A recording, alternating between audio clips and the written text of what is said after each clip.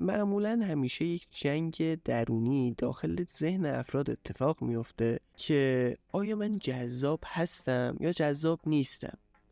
خب شما معمولا جذابتر از اون چیزی هستید که فکر میکنید.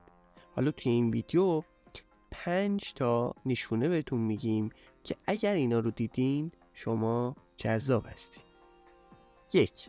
مردم غالبا متوجه ورود شما میشن. اگر به یک مهمونی رفتید و دیدید که دیگران به شما نگاه میکنن، به این معنیه که مردم دست کم متوجه حضور شما میشن و مهم نیست که کسی برای شروع یک گفتگو به سراغ شما بیاد یا نه. 2. معمولا تمایل دارید لبخند بزنید. خلق و خوی مثبت به خودی خود جذابه و اگه دوست دارید لبخند بزنید و قادرین از لحظه لذت ببرین، مطمئن باشید که جنس مخالف واقعا به شما علاقه مند.